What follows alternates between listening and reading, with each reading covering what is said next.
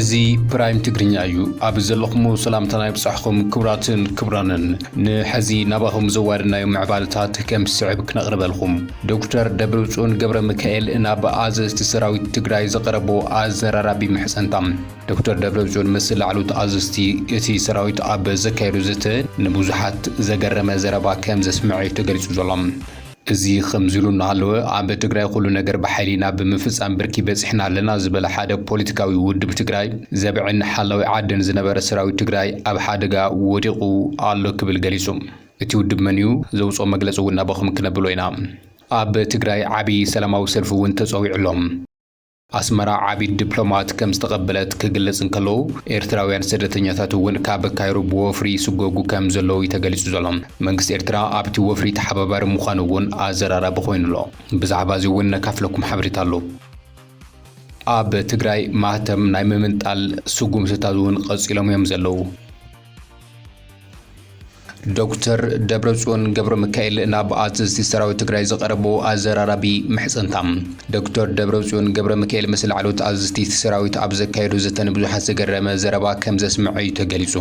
ኣብ እዋን መሪሕነት እቲ ነበር ፕሬዝደንት ትግራይ ናይ ሕዚ ኣብ ወንበር ውድብ ሕወሓት ዝኾነ ዶክተር ደብረጽዮን ገብረ ሚካኤል ህዝቢ ትግራይ ጆኖሳይድ ዝተፈጸመሉ ምዃኑ ይፍለጥ እዩ ይኹን እምበር ሕዚ እውን ዳግማይ ስልጣን ፕሬዝደንት ትግራይ ንምሓዝ ምስቲ ሹም ኣብይ ኣሕመድ ዝኾነ ፕሬዝደንት ግዚያዊ ብምሕዳር ትግራይ ኣብ ቁሩቁ ስልጣን ከም ዝኣተወ ይፍለጥ እዩ ህርፋን ስልጣን ዝወለዶ ፖለቲካዊ ውጥት ትግራይ ዳግም ናብ ኩናት ክትኣትወሉ ትኽእል ዕድል እናስፍሐ ይኸይድ ምህላው እውን ይፍለጥ እዩ እዚ ከምዚሉ እናሃለወ እዩ እምበር ዶክተር ደብረጽዮን ገብረ ሚካኤል ንኣዘዝቲ ሰራዊት ኣገራሚ ነገር ዝተዛረበ ምዃኑ ሰሚዕና ዘለና ንሱ ናይ ትግራይ ፕሬዝደንት ክኾን ሓንቲ ዕድል ጥራሕ ሃቡኒ ክብል ዶክተር ደብረጽዮን ገብረ ሚካኤል ተዛሪቡሎ እዚ ድማ ንስልጣን ዝገበረ ዘሎ ሓዱሽ ጻዕሪ ብቕሉዕ ዘውፅኦ ኮይኑሎ እቲ ምስ ኣዘዝቲ ሰራዊት ኮይኑ ተዛሪብዎ ዘሎ ዘረባ ኣብ ወንበር ውድብ ሕወሓት ዝኾነ ዶክተር ደብረጽዮን ናብ ስልጣን ፕሬዝደንትነት ክመጽእ ኣብ ልዕሊ ጀነራል ታደሰ ወረደ ሰለስተ ስትራቴጂካዊ መጥቃዕታት ከም ዝጀመረ እዩ ተገሊጹ ዘሎ ኣብ መቐለ ዝተፈጠረ ወታደራዊ ፖለቲካዊ ወጥሪ መበገሲ ብምግባር ጉጅለ ዶክተር ደብረጽዮን ገብረ ሚካኤል ንፕሬዝደንት ግዚያዊ ምምሕዳር ትግራይ ጀነራል ታደሰ ወረደ ካብ ስልጣን ንምእላይ ሓዱሽ ናይ ሓንቲ ዕድል ፖለቲካዊ ስትራቴጂ ነዲፉ ይንቀሳቐስ ከም ዘሎ እዩ ጸብጻባት ኣቃሊሖም ዘለዉ ዶክተር ደብረጽዮን ገብረ ሚካኤል ጀነራል ታደሰ ወረደ ንምድኻም ብሚድያታት ዝጀመረ ወፍሪ እንትትኸውን ብሚድያታት ኣቢልኻ ናይ ሓሶስ ዜና ንምዝርጋሕን ጀነራል ታደሰ ወረደ ናብ ኣዲስ ኣበባ ይኸይድ ኣሎ ናይ ኣዲስ ኣበባ ሰብ እዩ ንሕወሓት ከጥፍእ ተላኢኹ እዩ ዝብሉ ፕሮፓጋንዳታት ብምዝርጋሕ ድማ ህዝብን ሰራዊትን ኣብ ልዕሊኡ ዘለዎ እምነት ንኽሽርሸር ሰፊሕ ወፍሪ ብምክያድ ነቲ ፕሬዝደንት ኣብ ስግኣት ንምጥሓል ዝዓለመ ሽርሒ ከም ዝዓለመ እዩ ተፈሊጡ ዘሎ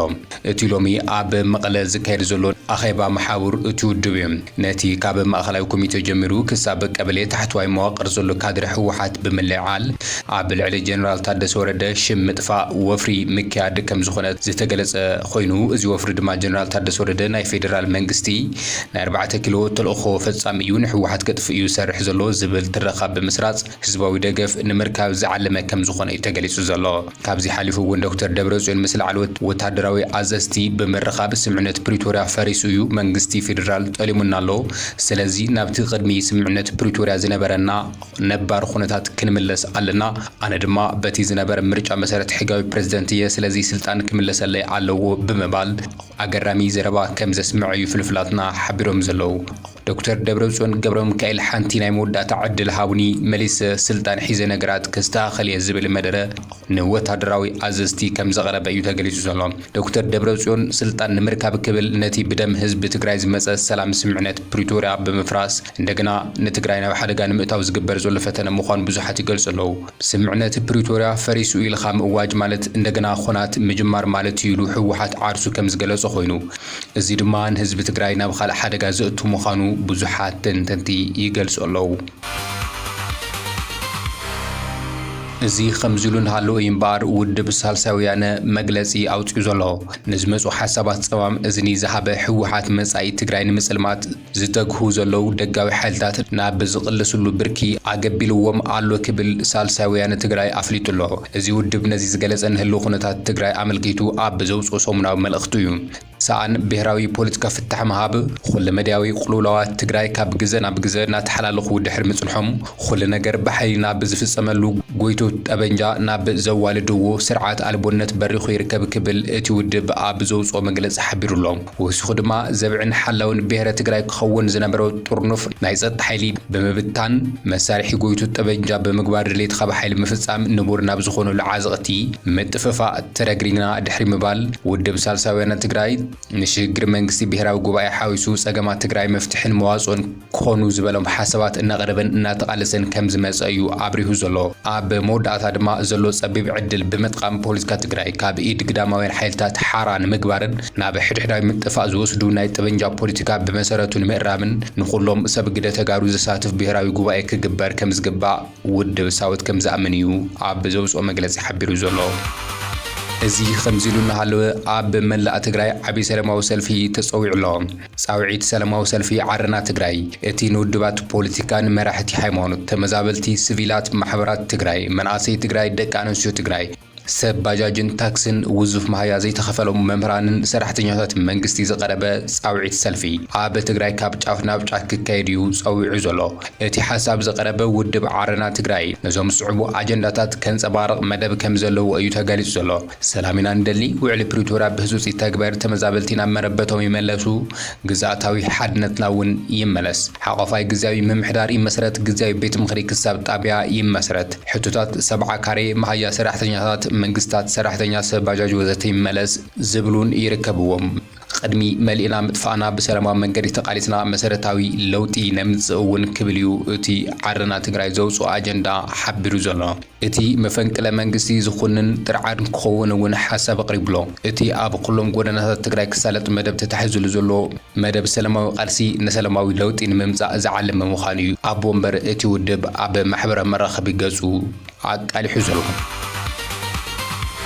ናብ ኣስመራ ሓደ ዓብይ ዲፕሎማት ከም ዝኣተወ ተፈሊጡሎም ፍሉይ ልኡኽ ቻይና ኣብ ቀርኒ ኣፍሪካ ኤርትራ ምብጻሕ ከም ዘካየደ ተፈሊጡሎ ሎሚ ናብ ኣስመራ ዝኣተወ ህው ቻንግቹን ኣብ ዓዲ ሃሉ ምስ ፕሬዝደንት ኢሳያስ ኣፈወርቂ ከም ዝተዘራረበ ተፈሊጡሎ ቤጂንግ ኣብ ዞባ ቀርኒ ኣፍሪካ ንዘሎ ግጭታት ኣብ ምፍታሕ ኣወንታዊ ኣበርክቶ ክትገብር ከም ትኽእል ፕሬዝደንት ኢሳያስ ኣፈወርቂ ነቲ ፍሉይ ልኡኽ ሚኒስትር ጉዳያት ወጻኢ ቻይና ከም ዝገለጸሉ መንግስታዊ ማዕኸላት ዜና ኤርትራ ይሕብር ኣለዋ እቲ ቻይናዊ ዲፕሎማሰኛ ክልቲኣዊ ምክብባር ላዕላውነት ግዝኣታዊ ሓድነትን ኣብ ምኽባር ዝምርኮስ ምዃኑ ከም ዝተዘራረበ እውን እቲ ጸብጻብ ሓቢሩሎ ሚኒስትር ጉዳያት ወጻኢ ኤርትራ ዑስማን ሳልሕ ኣብቲ ርክብ ከም ዝተረኸበ እውን ተፈሊጡ ኣብ መንጎ ኣዲስ ኣበባን ኣስመራን ብጉዳይ ኣፍደገ ባሕሪ ምትፍናን ሰፊኑሉ ኣብ ዘሎ እዋን እዩ እቲ ቻይናዊ ፍሉይ ልኡኽ ናብቲ ዞባ ተንቀሳቒሱ ዘሎ ካብዚ ሓሊፉ እውን ኣሜሪካ ኣብ ዞባ ቀርኒ ኣፍሪካ ሓድሽ ናይ ፖሊሲ ስትራቴጂ ነዲፋ ዕላዊ ኣብ ዝገበረትሉን እዋን እዩ እቲ ቻይናዊ ልኡኽ ናብ ኣስመራ በፂሑ ዘሎ ኣሜሪካ ኣብ ዞባ ቀርኒ ኣፍሪካ ዘለዋ ኣቀራርባ ርእዩ ለውጢ ዘነጽር ሓድሽ ስትራቴጂ ሃገራዊ ድሕነት ዘቐረበት ከም ዝኾነት ይዝከር እዩ እዚ ድማ ኣብ መንጎ ኢትዮጵያን ኤርትራን ሰፊኑን ኣብ ዝለዓለ ብርኪ በፂሑ ዘሎ ውጥጥ ክልቲአን ሃገራት ከርግብ ይኽእል ዶ ዝብል ተስፋታት ተዋሂብሉሎም ቅድም ክብል ኣብ ንግድን ኢንቨስትመንትን ዕላማ ዝገበረ ዲፕሎማስያዊ ጽምዶ ብምኽላስ ኣሜሪካ ሕዚ ብፍላይ ኣብቲ ንግርጭት ተቓልዓይ ዝኾነ ዞባ ቀርኒ ኣፍሪካ ቀዳምነት ብምሃብ ግርጭት ክእለይ ርግኣት ክሰፍን ቀዳምነት ሂቡ ከም ዘሎ እዩ ዝግለጽ ዘሎ በመሰረት እቲ ሓድሽ ናይ ፖሊሲ ሰነድ ድማ ኣብ ሃገራት ኢትዮጵያን ኤርትራን ሶማልያን ዘሎ ቀጻሊ ወጥረታት ጎነፅን ዘመላኽት እንትኸውን ነዚ እውን ኣብ ምግታን ጎነፃት ኣብ ምክልኻልን ማእኸል ዝገበረ ዲፕሎማስያዊ ጽምዶ እንተዘይተኸይልካ ነገራት ክጋደዱ ከም ዝኽእሉ ብምምልካት ኣገዳስነት እቲ ፖሊሲ ኣጉልዩ ከም ዘንጸባርቕ ተገሊጹ በተወሳኺ እውን ኣሜሪካ ከም ኣብ ዲሞክራቲክ ኮንጎ ሩዋንዳን ዝኣመሰሉ ኣብ ካልኦት ብቕሉላዊ ዝተሃሰዩ ከባብታት ኣብ ዝግበር ድርድር ኣበርክቶ ክትገብር ዘለዋ ተገዳስነት እውን ኣብቲ ፖሊሲ ኣመላኺቱ እዩ ኣሜሪካ ነቲ ሰነድ ዕላዊ ኣብ ዝገበረትሉ ህሞት እምበኣር እቲ ቻይናዊ ልኡኽ ኣብ ኣስመራ ምብጻሕ ኣካይዱ ዘሎ እዚ ከምዚ ኢሉ እናሃለወ ግብፂ ግፋን ምስጓጉን ኤርትራውያን ኣጠናኺራ ቀፂላ ምህላዋ ተሓቢሩሎም ኣብዚ ቀረባ እዋን መንግስቲ ግብፂ ልዕሊ 150 ዝኾኑ ኤርትራውያን ስደተኛታት ናብ ኤርትራ ከም ዝተጎጎ ተሓቢሩ እቲ ኣብ ልዕሊ ስደተኛታት ዝግበር ዘሎ ግፋ ብፍላይ ንደቂ ኣንስትዮ ዘነጻጸረ ከም ዝኾነ ተገሊጹ ዘሎ መንበሪ ፍቓድ ይሃልዎ ኣይሃልዎ ብዘይገድስ ተገፊፉ ይእሰር ናብ ሃገሩ ይጥረዝን ከም ዘሎ ድማ ተገሊጹ ኣሎ ገለ ዓደታት ካብ ደቀን ተፈለነ ክእሰራን ክስጎጓ ይግደዳ ከም ዘለዋ እውን ተጠቒሱሎ ጠንቂ ናይቲ ጸገም ድማ ቁጠባዊ ቁሩላ ክኸውን ከም ዝኽእል ተገሚቱሎ ኣብ ግብፂ ዝረአ ዘሎ መንቆልቋል ሸርፊ ወጻኢ ዶላርን ክባር ናብራን መንግስቲ ስጉምቲ ክወስድ ደፊእዎ ምህላው ይግለጽ ኣሎ ንኣብነት ድማ ኣብ ዘይሕጋዊ ሸርፊ ወጻኢ ዝተዋፈሩ መናእሰያት ንምእላይ ዝዓለመ ምዃኑ እዩ ተፈሊጡ ዘሎ ማሕበራዊ ጸቕጢ እውን ነቶም ኤርትራውያን ስደተኛታት ናብ ሃገሮም ክጥረዙን ዝደፋፍእ ዘሎ ዓብዪ ምኽንያት ክኸውን ከም ዝኽእል ዝገልጹ ዘለው ተንተንቲ ፖለቲካ በዝሒ ስደተኛታት ንዋጋ ክራይ ገዛ መነባብሮን ከም ዝውስኽ ገይሮሞ እዮም ዝብል ቅሬታ ካብ ደቂ ዓዲ ይውስኽ ከም ዘሎ ድማ ገሊፆም እዮም ምስ ኣከዳድና ኣብ ዘይተፈቐዱ ቦታታት መስተ ምስታይን ጫውጫውታን ተታሒዙ ኣብ መንጎ ስደተኛታት ደቂ ዓዲ ዘይምቅዳው ከም ዘሎ ዝተገለጸ ኮይኑ ጠንቅታት ናይቲ ጸገም ክኾኑ ከም ዝኽእሉ ተፈሊጡ ዘሎ እቶም ስደተኛታት ተገፊፎም ኣብ ዝተፈላለዩ ኣብያተ ማእሰርቲ ይዳጎኑ ከም ዘለው ዝተገለጸ ኮይኑ ድሕሪ ናይ ኣዋርሕ ማእሰርቲ ብመንገዲ ኤምባሲ ኤርትራ ናብ ዓዶን ክምለሱ ምርጫ ይቐርበሎም ከም ዘለው ተገሊጹ እዩ እቶም ዝኣበዩ ኣብቲ ቤት ማእሰርቲ ክበልዩ ይግደዱ ከም ዘለው ተፈሊጡ ዘሎ ኣብ ማእሰርቲ ድሕንነት ስደተኛታት ዝሰክፍን ብርክት ዝበለ ጉቦ ዝሕተተሉን ምዃኑ እውን ተገሊጹ እዩ ላዕለዋይ ኮሚሽን ስደተኛታት ሕቡራት ሃገራት UNHCR ከምቲ ናይ ቀደም ጽልዋን ዓቕምን ስለዘይብሉ ንስደተኛታት ጠበቃ በመውፋርን በሕጊ በመውጋትን ክከላኸሎም ከም ዘይኽእል እውን ተሓቢሩሎም ኤምባሲ ኤርትራ ኣብቲ መስርሕ ምጥራዝ ተሳታፊ እኳ እንተኾነ ኣብ መንጎ ደቂ ዓዲ ስደተኛታት ጸገም ክርአ ከሎ ብምሽምጋልን እሱራት ንምብጻሕን ወረቐት ብምሃብን ከም ዝተሓባበረ ተጠቒሱ ዘሎ እቶም ናብ ኤርትራ ዝተጠረዙ ስደተኛታት መብዛሕትኦም ኣብ ኤርትራ ክጸንሑ ስለዘይደልዩ እንደገና ብመንገዲ ሱዳን ወይ ድማ ትግራይ ኣቢሎም ናብ ስደት ብዙሕ ግዜ ናብታ ዝተሰጎጉላ ግብፂ ይምለሱ ምህላዎም ጸብጻባት BBC ኣመላኺቶም ኣለዉ እዚ ከምዚሉ እናሃለወ ድማ ኣብ ሱዳን ልዕሊ 100 ሰባት ኣብ ሆስፒታል ከም ዝተቐትሉ ዋና ዳይሬክተር ውድብ ጥዕና ዓለም ዶክተር ቴድሮስ ኣድሓኖም ገሊጾም ዶክተር ቴድሮስ ከም ዝበለው ነቲ ኣብ ዞባ ደቡብ ኮርዶፋን ኣብ እትርከብ ከተማ ካሎጊ ዝተፈጸመ ዘሕዝን ቅትለት ዝበሎ ብምኹናን ሰብ ሞያ ጥዕና እውን ዕላማ ከም ዝነበረ እዩ ገሊጹ ዘሎ ሓይልታት ዳዕመ ሰሪዕ ነቲ መጥቃዕቲ ከም ዝፈጸሙ ሰራዊት ሱዳን ማሕበር ሓካይም ሃገር ከም ዝኸሰሱ እውን ተፈሊጡሎም እዚ ከምዚሉ እናሃለወ ድማ ኣብ በኒን ፈተነ ዕልዋ መንግስቲ ዘካይዱ ወታደራት ንምርካብ ሓደ ይካየድ ከም ዘሎ ተገሊጹሎም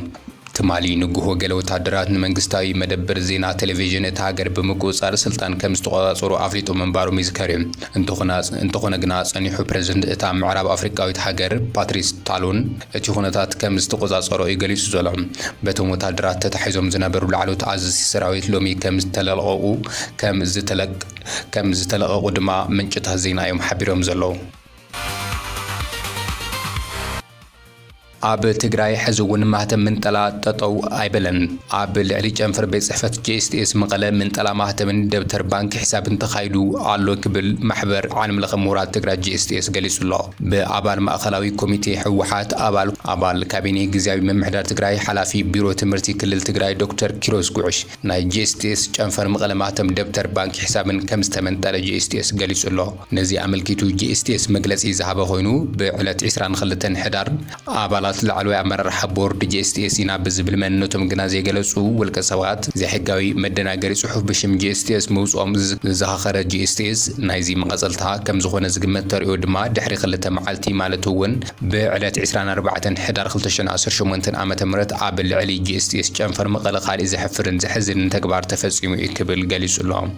ዶክተር ኪሮስ ጉዕሽ ዝተባሃለ ኣባል ማእኸላዊ ኮሚቴ ሕወሓትን ኣባል ካቢኔ ግዚያዊ ምምሕዳር ትግራይን ሓላፊ ቢሮ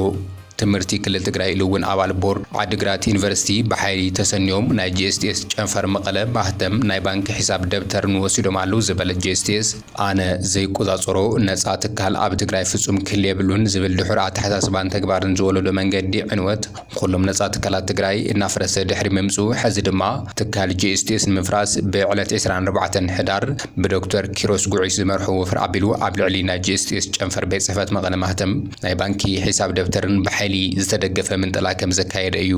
ኣፍሊጡ ዘሎ ነቲ ናይ መደናገሪ ዝበሎ መግለጺ ናይ ማህተም ናይ ባንኪ ሒሳብ ደብተርን ምምንጣል ስዒቡ ኣመራርሓ GSTS ብዕለት 28 ሕዳር ኣብ ዘካየዱ ህጹጽ ኣኼባ ውሳነታት ከም ዘሕለፈ ኣዘኻኺሩሎም ብመሰረት እዚ ድማ GSTS ብሓላፊ ቢሮ ትምህርቲ ክልል ትግራይ ዶክተር ኪሮስ ጉዕሽ ዝተመርሐ ብሓይሊ ዝተኻየደ ዘርፍያ ንብረት GSTS ኣትሪሩ ከም ዘውግዝ ዝገለጸ ኮይኑ ከምዚ ዓይነት ናሽፍትን ስራሕ ኩሎም መዳርክቲ ኣካላትን ፈተውቲ ትግራይን ክፈልጥዎ ክብግዝዎን ጻዊዑ ኣሎ GSTS ጂኤስቲኤስ ኣብ ልዕሊ ትካሉ ኣመራርሑን ኣባላቱን ንዝበጽሕ ጉድኣት ብሕጊ ከም ዝከታተሎ ድማ ጸውዒ ተቐሪቡሎም ጂኤስቲኤስ ትካላዊ ነጻነቱ ሓልዩ ብሄራዊ ረብሓ ትግራይ ማእኸሉ ገይሩ ካብ ዝኾነ ግዜ ንላዕሊ ተጠናኺሩ ከም ዝቕጽልን ህዝቢ ትግራይ ካብ ዘለዎ መከራ ንኽወጽእ ካብኡ ዝድሊ ኩሉ ኣሕይሉ ከም ዝሰርሕን ንኹሉ ኣባልን ህዝብን ከም ዝገልጽ ዝሓበረ ኮይኑ በቲ ተዘሚቱ ዘሎና ጨንፈር መቐለ ማህተም ተጠቒሞም ብሽም ጂኤስቲኤስ ዘውፅዎ መግለፂ ይኹን ዝግበሩ ርክባት ካብ ዕለት 22 ሕዳር 2018 ዓ.ም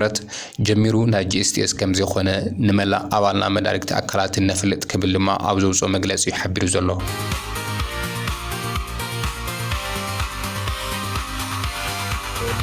ባርኸስ ክቡራን ንሎሚ ናባኹም ዝሓርናዮም ኣገደስቲ ምዕባለታት ነዚኦም ይመስሉ ነይሮም ሓቢርኩምና ስለ ዝጸናሕኹም ኣዝና ነመስግን ቻናልና ሰብስክራይብ ብምግባር ቤተሰብ ክትኾኑ ድማ ንዕድመኩም